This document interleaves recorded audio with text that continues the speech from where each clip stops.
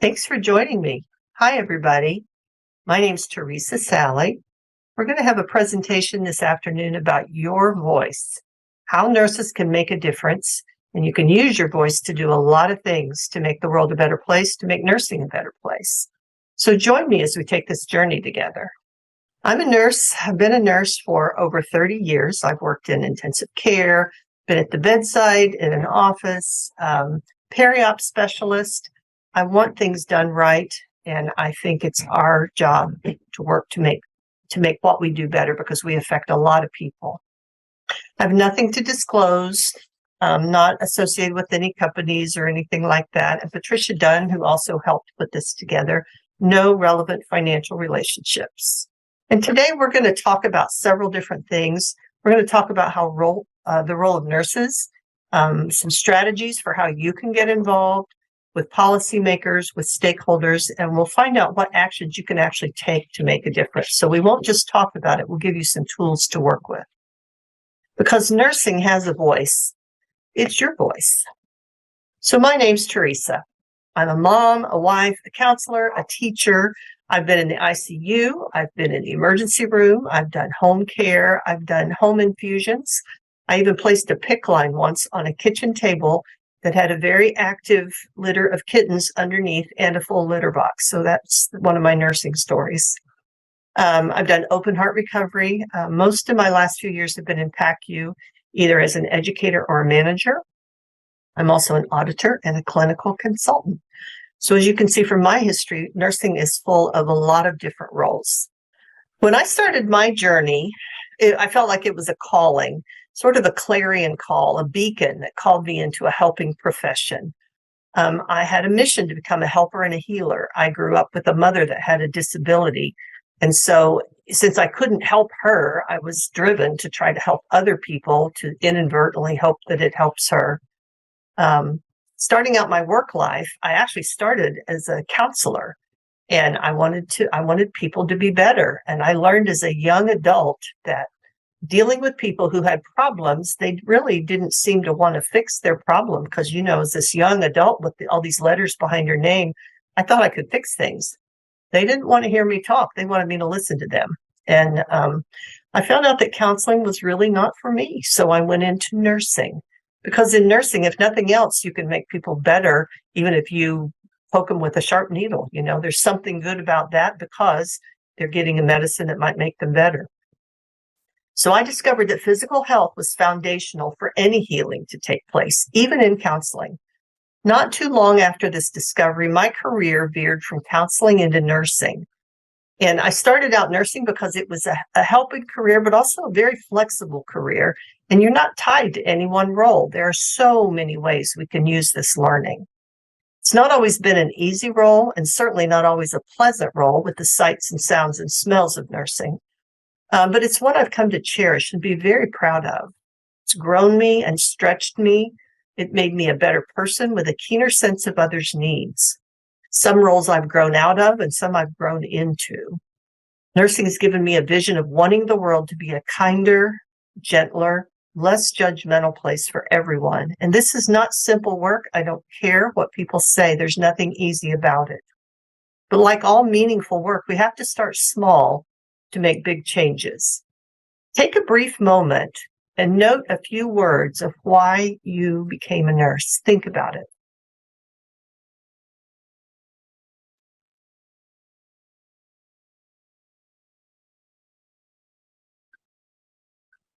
Was there someone in your family that you wanted to help? Situation that as a child, maybe you were out of control, but you wanted to use your skills or your tenderness or your need to help or your need to control people. There's a lot of reasons we take this role. Sometimes it's just for the paycheck, and that's not bad either. So welcome to your journey. Let's first find your voice. You probably know this, you probably heard it. According to the Gallup poll, nursing is the most trusted profession. We daily touch the lives of people in a variety of ways. Physically we touch them. There's always the smile, the gentle touch. You take a blood pressure, you start an IV. Sometimes the touches sometimes they're painful. If you ever had to assist putting a dislocated joint back into place. That hurts, but the hurt will create healing when the joint gets in the right place. Sometimes you just listen to somebody and that helps them. Make certain that a surgeon is handed the correct instrument. That's a good way to help. So many ways to support, to protect, and to make a difference. Our chosen profession has at its heart purpose. We enhance life and facilitate health.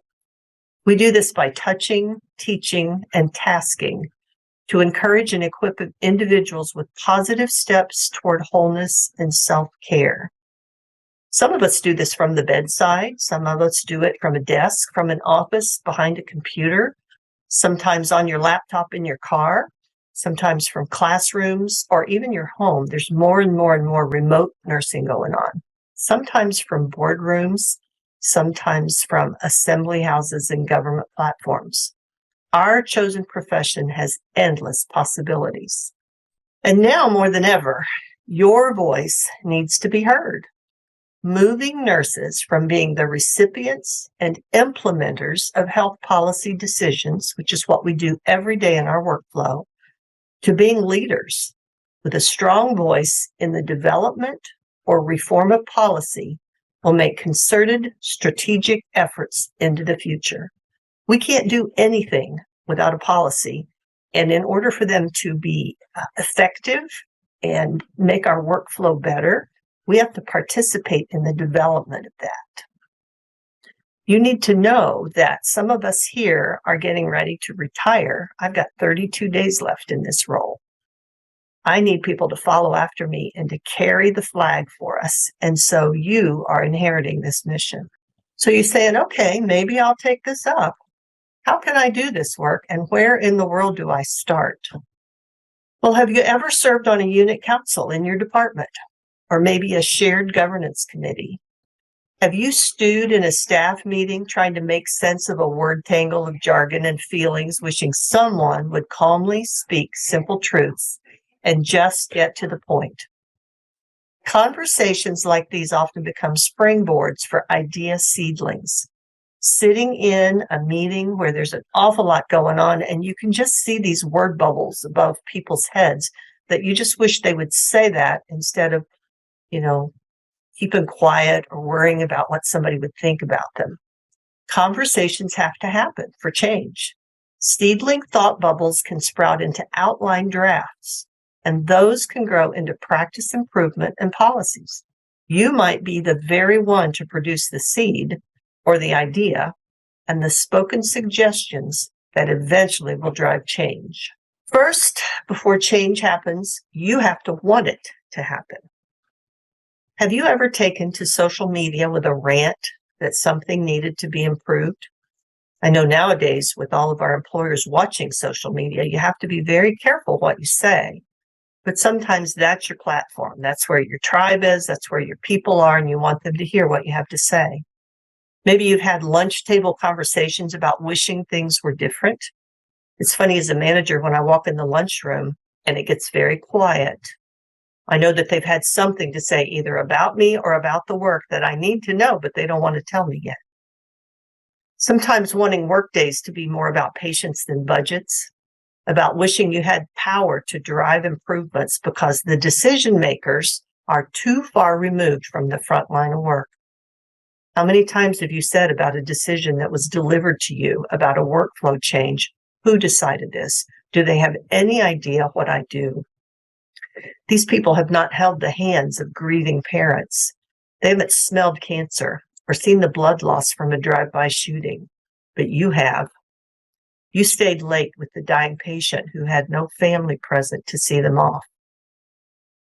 Did you ever imagine rallying the troops to approach administration maybe about a lack of staff or necessary equipment? Have you ever drafted a letter to your charge nurse about how hard it is to feel safe with too few nurses? Did you ever delve into your institution policies to prove a point? Do you know what your policies dictate, and do you know where to find them?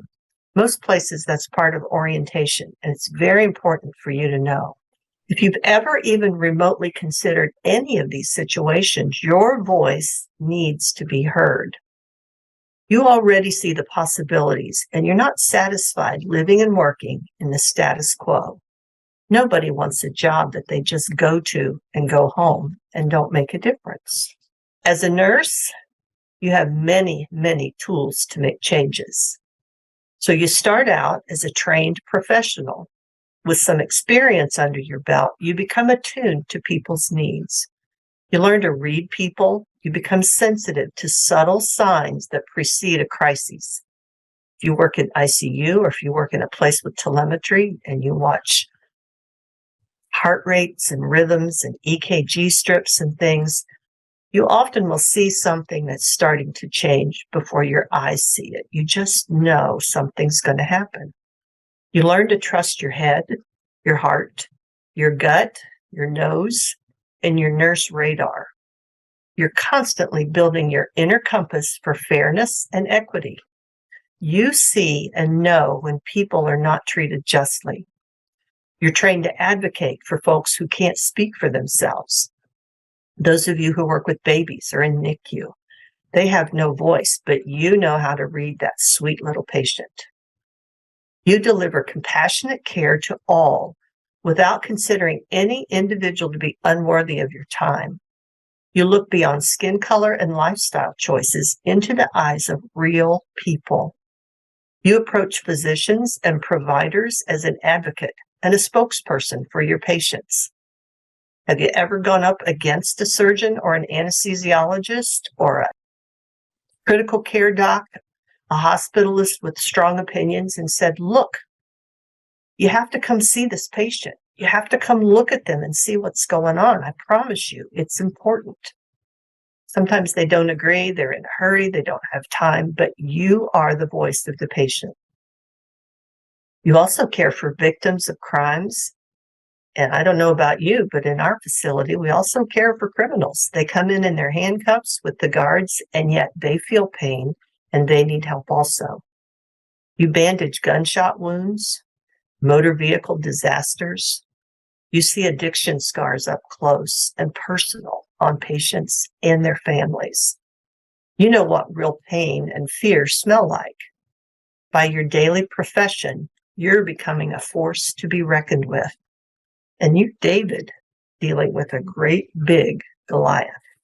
These same traits and talents are actually your superpowers. You may have not have thought yourself a superpower, but you are. You guys are all heroes, guys and girls. You make a difference in the bigger and bigger arenas. Your stories and experiences will fuel your passion and clarity for advancing healthcare to be more available and more equitable. As healthcare givers, you and I survived the worst of COVID, and we witnessed hard and fast workplace policies that we practiced for a long time. All of a sudden, they're shapeshifters. They morphed into hourly updates as the delivery of the latest information was hot off the press. I know it every day at 2:00, we had these conferences, and every morning, the next morning, some of what we were told was absolute truth had already changed. We learned to pivot at the drop of a hat with practice changes. What was deemed appropriate in the morning was completely undone by afternoon, and it made us very, very tired. I personally was pulled from a peri-op office into intensive care because we had shut down surgery. So I got to help with morgue care because that's all I knew to do. Even as an ICU nurse, in my history, I had worked in ICU for almost 10 years, but it's been a long time ago. Things had changed so much that all I could do was offer my hands and say, just tell me what help you need. I bathed those swollen, glassy-eyed bodies. They laid face down for weeks. They had changed their shape. They had been struggling to breathe. They were swollen. The edema had changed them into almost not looking human. It was so sad. I prayed that these poor people had finally found peace and rest.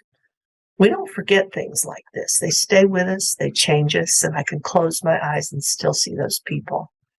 They make us want better for our patients and our families. And we want this to never happen again because someday we may be those patients.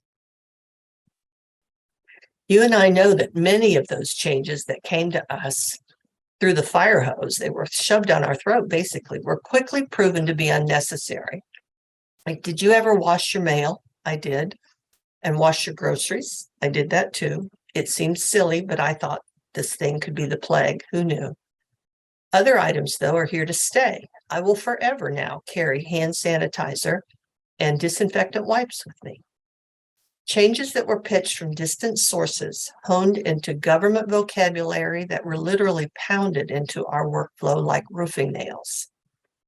The hourly changes that were developed and delivered by crisis task forces, consisting of office dwellers behind cubicles that had been away from nursing for years and didn't really know what we did anymore. They were rules distributed that were made to keep us and our patients safer. We knew they had our best interest in mind, but some of them made no sense at all, and they complicated already compromised care. Confusing in their purpose, we started to become numb to change, and we have to be careful not to stay there. So in all this, who has the truth? How do you think all this happened, and how did we get here? Apparently, an army of voices came together, town criers, as you were, some who truly were wise, seasoned healthcare elders, like Dr. Fauci, while others were self-proclaimed experts motivated by fame and finance. And there were quite a few of those, too. All the people that were selling masks, all the people that had gloves to sell, all the people that had homemade remedies, snake oil sellers, basically. But they got together. Public policies were crafted, then recrafted, and crafted again with truly the best of intentions to protect the safety of citizens and supply the best care we were able to give amidst this new mysterious illness. The craziness we've weathered in the last few years has made it clear that the need for nurses' voice, your voices, my voice, your voice, passion, reason, experience, we're needed at many levels. I personally stand here grateful today that you and I survived this deluge of information and disease. I'm certain some of you have lost people very important to you, loved ones, family, work coworkers. Some of you have also lost young patients to things like fentanyl overdose or unfathomable, unnecessary gun violence. Along with physical grief and heartfelt sadness, this makes me angry. There's so much change that needs to happen in our work and in our world, and some of it is up to you and I. It's not going to change without us. We have to help make this come about. So we have our hands, we have our profession, our education, our experience, our senses, our intellect, our emotional intelligence, and then our sense of justice, fairness, and duty to embrace and facilitate much needed change. So why should you be the one to speak up? Why not wait and let somebody else do the work? Well, you may have heard the expression, if you're not at the table, then you're probably on the menu. If you're not represented during decision-making process, you're in a very vulnerable position when decisions are made. And when you have to act out policy that doesn't make sense for your workflow, but you had no say about it, it doesn't feel good. You know ways to be safer and to keep people safer. Nurses make up the largest group of healthcare professionals. Therefore, we need to be involved in policy decisions. An advocate you may have heard of named Shonda Broom said, laws are being passed regarding healthcare without the input of healthcare professionals. Decisions are being made by politicians who may not understand the dynamic of how important contribution from professionals with boots to the ground can help influence much needed policy changes in a positive way. I know you can read, so I'm not trying to insult you by reading to you, but I just want you to know how important that is. Boots on the ground. That's who we are. If making a big difference sounds daunting, why not start small?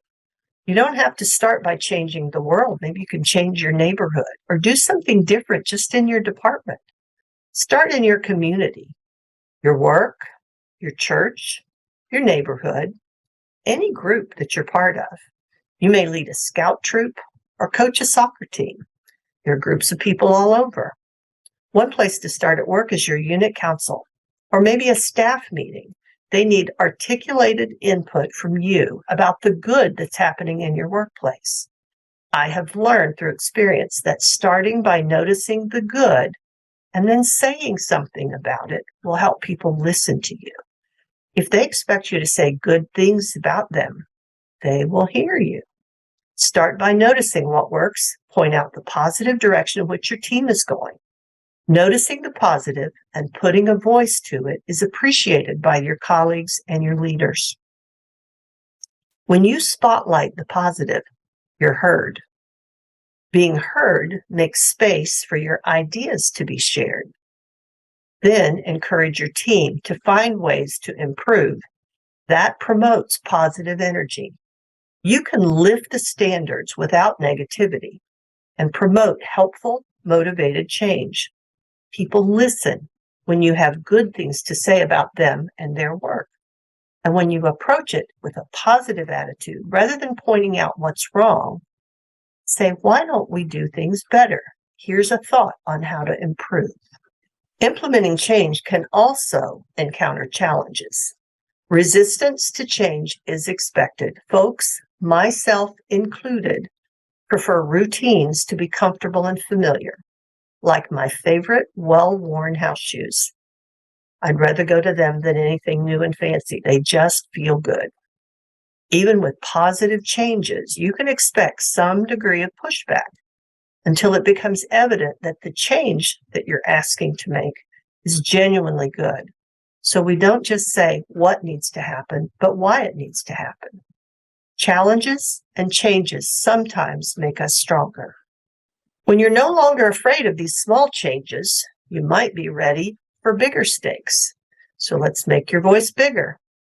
Why not try putting some of your innovative thoughts and ideas into writing? That's a great place to start. Send them to your peers, find some support, then maybe approach your leaders with these ideas. I love to have new nurses come to me with ideas of things I haven't thought of. Yes, I've done this for over 30 years, but Lord knows there's people that know more than I do, and there's a whole lot of people that know different than I do. New eyes, new ideas are good for us to hear. Maybe your ideas are bigger than your work. Perhaps you have ideas for your nurses and nurses at other facilities too. Why not send your ideas to nursing journals, nursing organizations, or maybe your state board of nursing? Maybe you could start a blog for nurses or start a Facebook page for nurses in your specialty. Point out the good that is in the process and the possibilities of ways to make things even better on many fronts. Your voice, your ideas. Now, you should be becoming more comfortable with hearing your voice and with your voice being heard. Perhaps public policy shaping needs your voice. But first, what does this require? I can't just go start making public policies. What in the world are you talking about, lady? Well, here's what I'm talking about. First of all, let's define it. What is public policy? The Center for Disease Control, which we all heard about plenty through COVID, they define a policy as a law, a regulation, a procedure, an administrative action, an incentive, or voluntary practice of governments and other institutions. Okay, that makes sense. Kind of generic, but we know what it means. Another definition from the World Health Organization states policies are decisions, plans, and actions that are undertaken to achieve specific health goals within a society. Your workplace, as a matter of fact, every workplace, whether in healthcare or not, has policies that guide and direct your actions every single day. These policies were created to define boundaries and rules to help promote safety and best practices. With time, policies can solidify into the very foundation of institutions, but they can also become very outdated and irrelevant. They require revisions and sometimes need rebuilding. Local institutions are not the only place for policy development. Local chapters of nursing organizations like state organizations, things like AORN, the SGA, every specialty has an organization, government agencies like the CDC, the World Health Organization, Health and Human Services, they also function with policies. Even world governments are bound by policies that have become law. If you think about it, our Constitution, the Bill of Rights, really, they're just great, big, powerful policies that have become solid. It's like they poured them into concrete and now you can't make them change. So let's watch a little video that talks about nursing and its role, and then we'll talk about it a little bit. The American Nurses Foundation started the Reimagining Nursing initiative to really focus in on what needs to be fixed, where do we have opportunities in our healthcare system, how can we make our healthcare system sustainable, and who better to do that than nurses? Nurses are in the front line of care. Nurses have strong relationships with communities and people we care for, and who better to create these solutions? Reimagining nursing is exactly what it says. It is to reimagine a profession that is extraordinarily trusted, truly at the center of care and health, but is a profession that needs to change, needs to adapt to a new world with new needs. And it is a profession that is so ready, and we are thrilled to be investing dollars, grant dollars, in our pilots for Reimagining Nursing. The American Nurses Foundation serves as a thought leader, a catalyst for change, a convener, a funding conduit. And so our work is to make the vision of nurses to transform nursing come alive. The Reimagining Nursing Initiative is funding our grantees, certainly, but also bringing them together into a learning community so they can connect to each other, support each other's work. And beyond that, we're also looking at the broader reimagining nursing landscape, because there are far more nurse innovators out there looking to change the education, practice, and practice of nursing. And so how do we connect those other nurse innovators to our grantees? How do we use the resources of the whole American Nurse Association enterprise to amplify their work and voices to help make their work come alive as well? It's going to take everybody to reimagine nursing. 3 elements that I think make reimagining nursing different in healthcare and innovating in healthcare is, 1, first and foremost, we're investing in nurses and nursing knowledge. 2, this is all about scaling, investing in things that can accelerate the kind of change that we need in healthcare. And 3, from the beginning, we've really asked every one of our pilots to address equity, health equity, and how their project is going to change the dynamics of who, where, and when care is given to all and is the highest quality. So I think that embedding equity and scale, and then of course investing in nursing, makes our approach different, and we hope makes our approach much more able to be successful and to have impact that is beyond a simple solution, but really goes at long-standing issues that have created an unequal playing field for healthcare. From my experience, this is what healthcare needs. Giving dollars to create change to people who are invested in that change but haven't been at the table. And many times nursing hasn't been at the table while they've been at the bedside, and we need to fix that. The Reimagining Nursing initiative gets me so excited on so many levels. I think the thing that most excites me is the recognition that nurses across the country are getting for their innovative ideas, for their passion, and for the hard work that they're putting in to make our healthcare system better.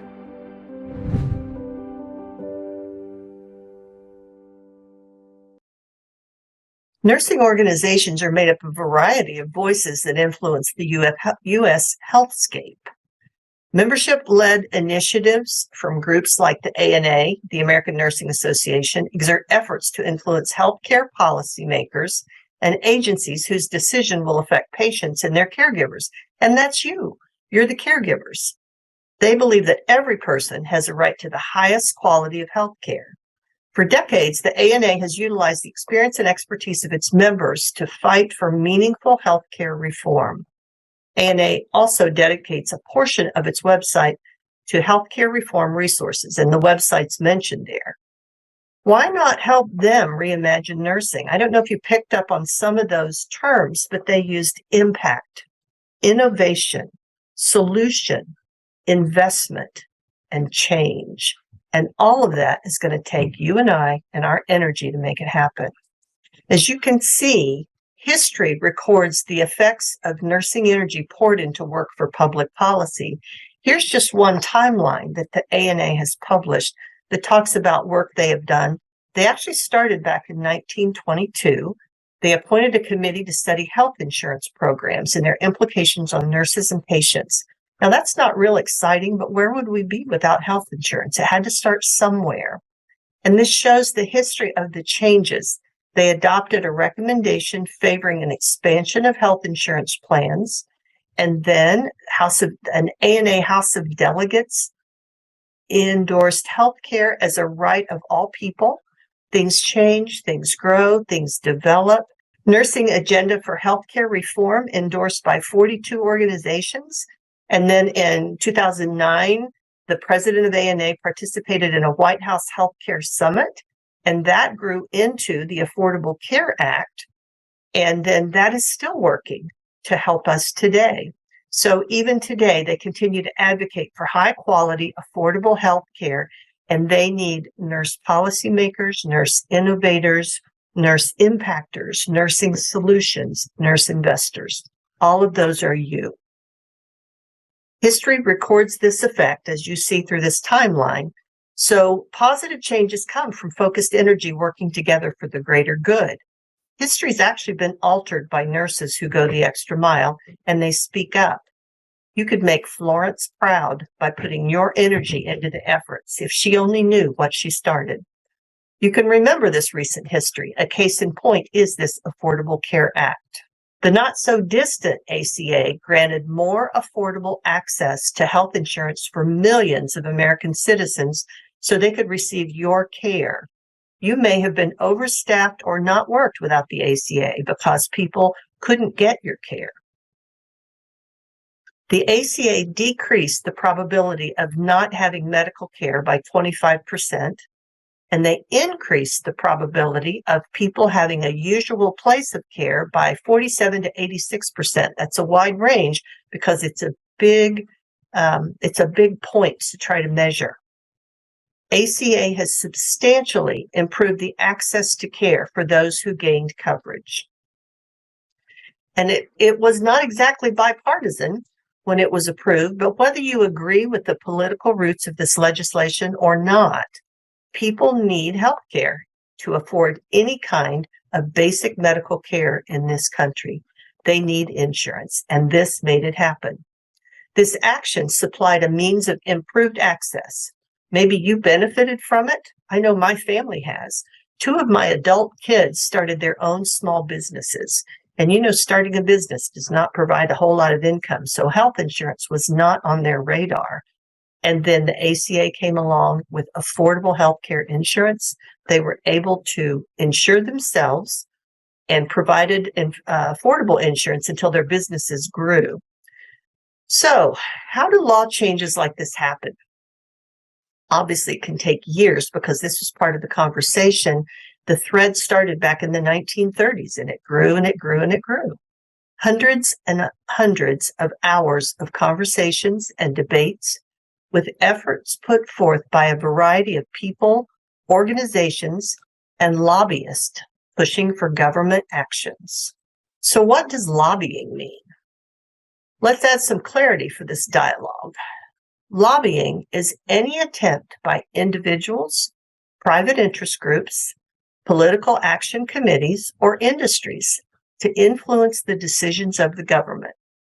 It's funny because the name actually originally referred to efforts during sidebar conversations that happened in the lobby outside the legislative chamber.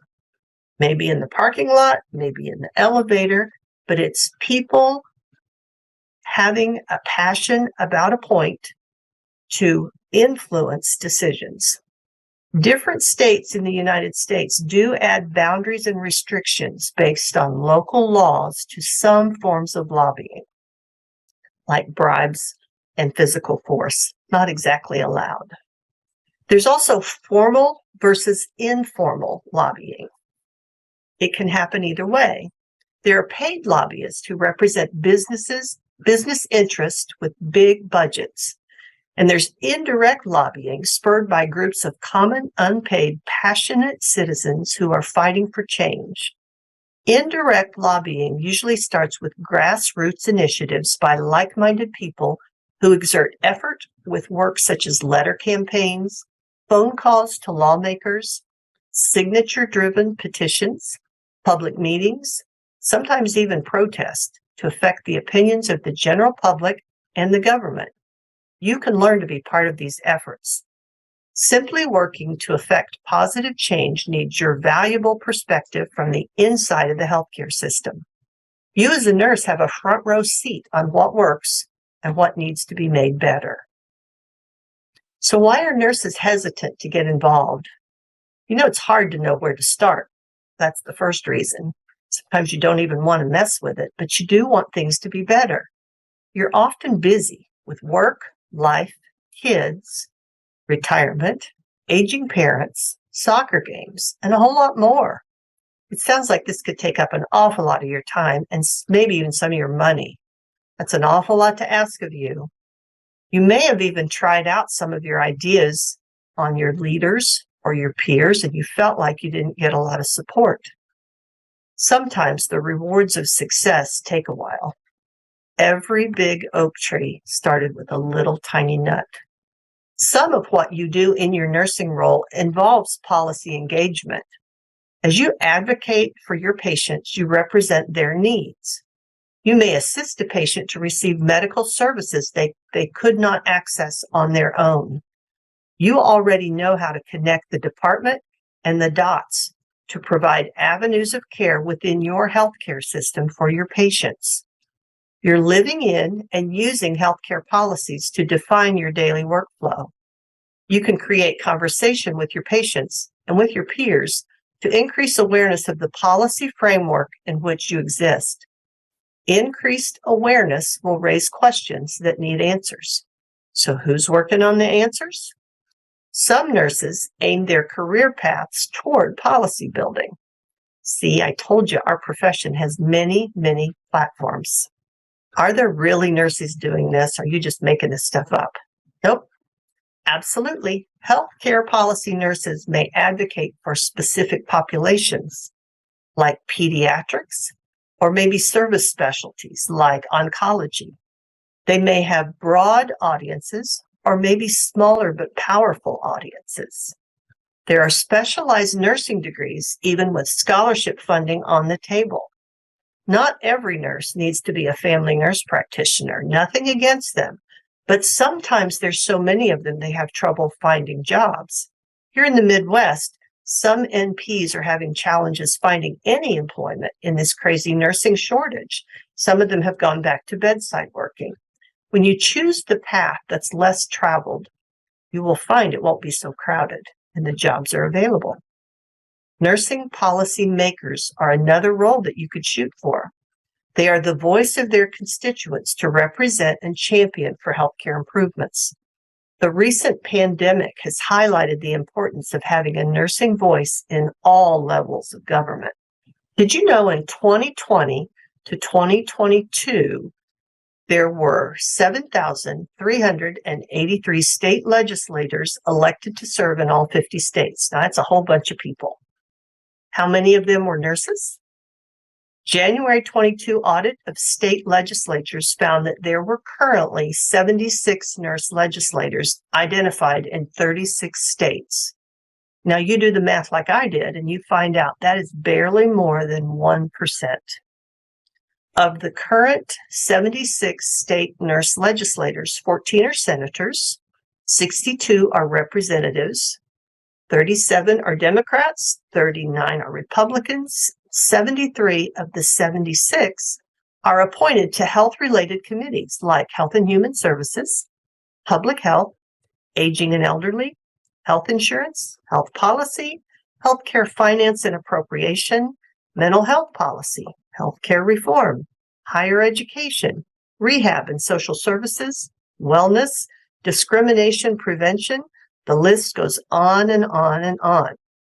Did you know that on that list, there are 14 states that do not have nurse policy representatives? Those states are Alaska, Arizona, California, Florida, Hawaii, Illinois, Kansas, Nebraska, Nevada, New Mexico, South Carolina, Tennessee, Utah, and Wyoming. Did I name your state? If so, perhaps this is your opportunity to enter the need to speak out for your tribe. There are opportunities all over. So what can I do? Well, let's go through some of these things to a little bit more detail to see what you can do to make a difference right away. Let's just dig a little bit deeper. First of all, you can join nursing organizations. You can do a search on your computer, nursing specialties, or anything you would like to practice or know more about. My specialty started out as a critical care nurse. I told you I worked in ICU. I studied and passed the CCRN certification exam, and I did that early in my career, and my passing it just spurned on some older nurses who thought that was too hard to do to just go ahead and get their certification. So we do influence, sometimes without talking. Years later, my practice was in PACU. I recovered surgical patients all day long.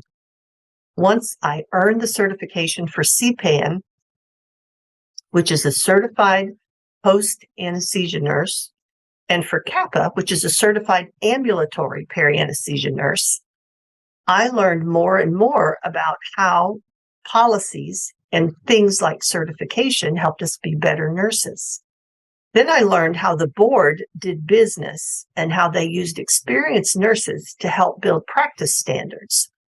I applied for an open board position. It took a couple of recommendations and an interview and some time. Then I was accepted as a board member for the American Board of Peri-Anesthesia Nursing Certification. I served on that board for 2.5 years. We did research for peri-anesthesia best practices. We built certification exams. We contributed to nursing text and literature, and many other exciting ways to use our knowledge that we had from our experience and from each other. It was a very enlightening and enriching experience to work alongside like-minded nurses with similar clinical backgrounds. We shared stories, and we worked together to make bedside PACU nursing even better. You could do some online research and join state and national nursing organization email lists so you could receive notifications of gatherings. Then you could show up at the gatherings, see what they have to say, learn how the process works. You can subscribe to nursing publications for information on conferences. Specialty nursing conferences often feature speakers who can be influential in political arenas. Then go up and introduce yourself. Speakers like to meet you.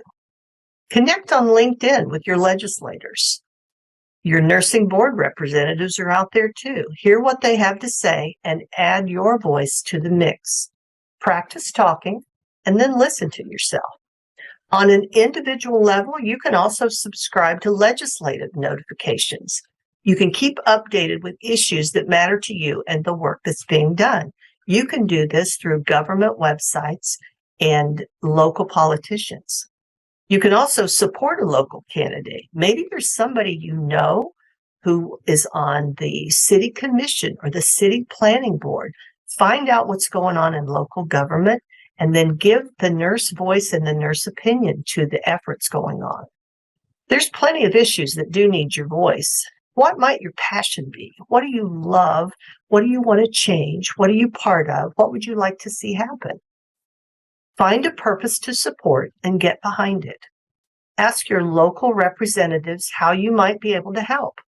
There are organizations that will submit applicant names, which could be yours, to boards across the United States. Many public, governmental agencies, industries, and businesses look toward nursing experience to provide insight into their policies for their business well-being and the well-being of their employees. You could also do some more homework and dig through the research to provide background science to promote your favorite issues. Maybe it's bicycle safety. Maybe it is allergies in schools and how nurses deal with it. Maybe you have a family member with an unusual type of cancer and you really want to see their medications be covered by insurance. There's all kinds of issues and initiatives out there that need energy behind them. You can send data to your legislators about not just what needs to change, but why certain policies need updated, and some suggestions on how to prove them. Social media can provide you with even more than likes and thumbs up and emojis. Ask your connections for signature support, maybe for a petition or fundraising for your favorite cause. Grassroots movements start somewhere.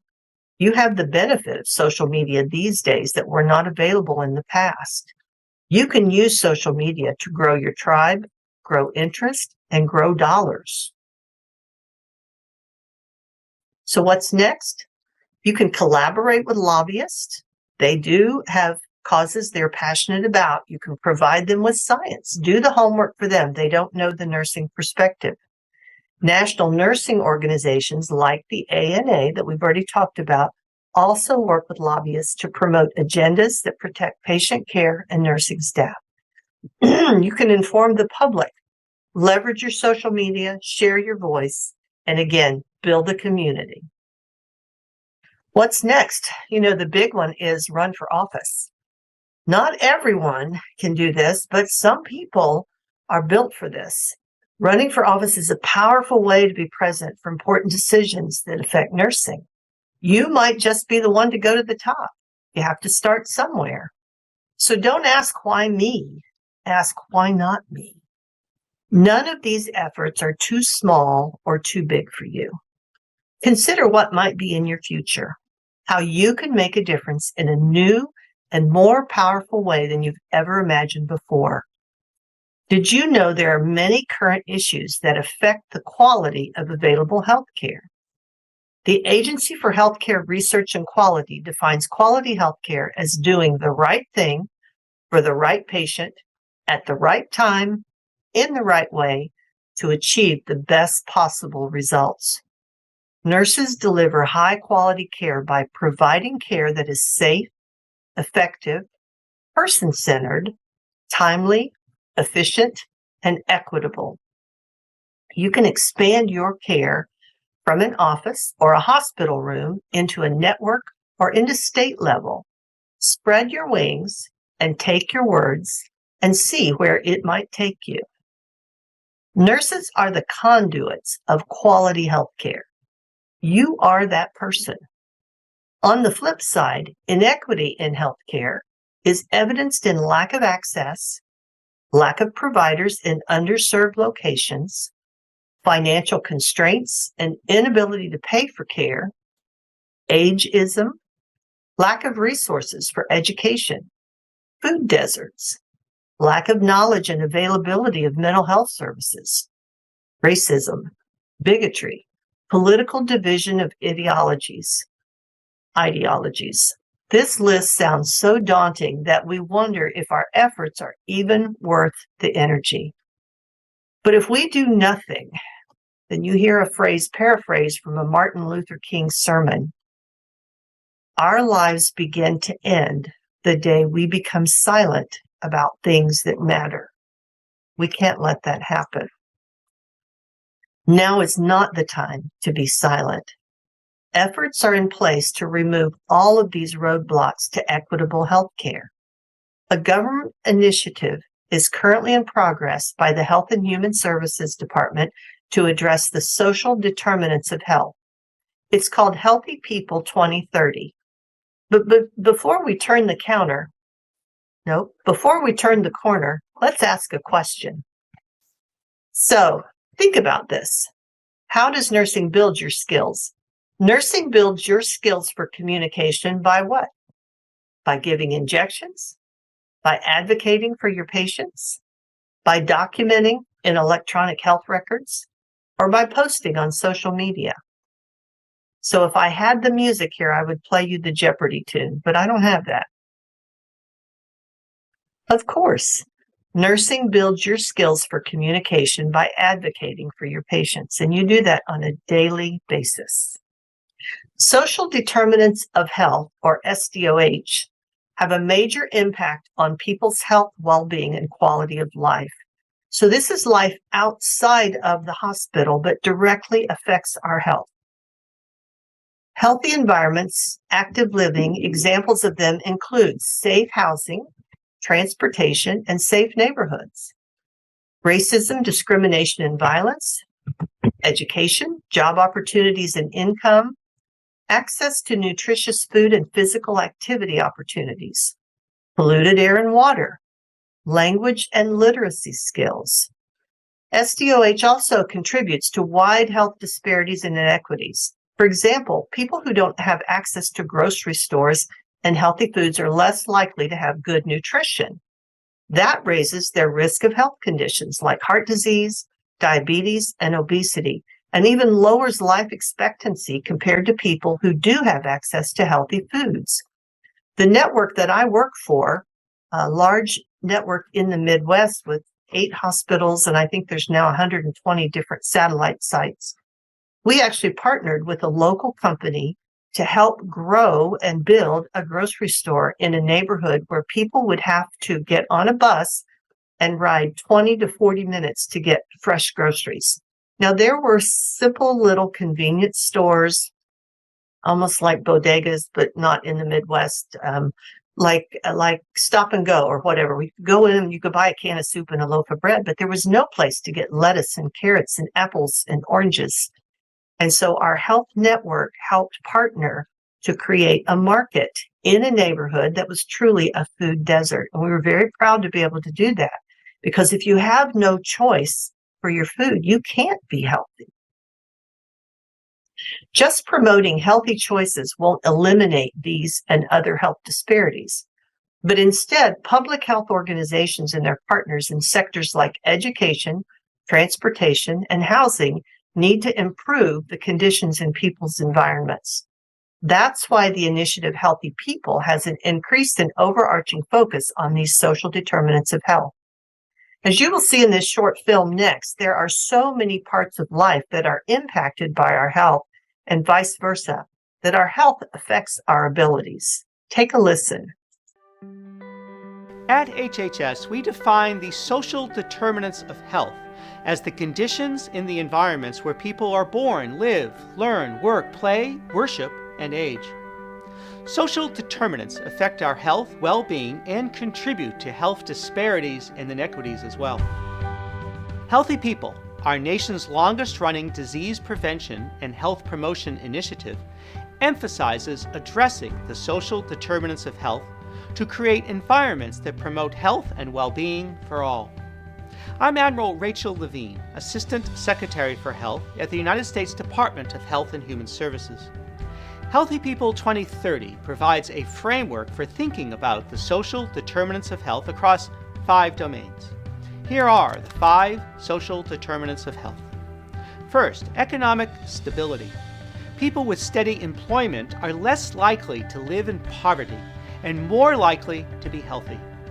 By helping people earn steady incomes, we can achieve economic stability for all. Second, education access and quality. People with higher levels of education are more likely to be healthier and live longer. By helping students excel in school, we can improve educational access and quality. Third, healthcare access and quality. Many people in the United States are unable to get the healthcare services that they need. Increasing access to high-quality healthcare services will ensure more individuals can attain their full potential for health and well-being.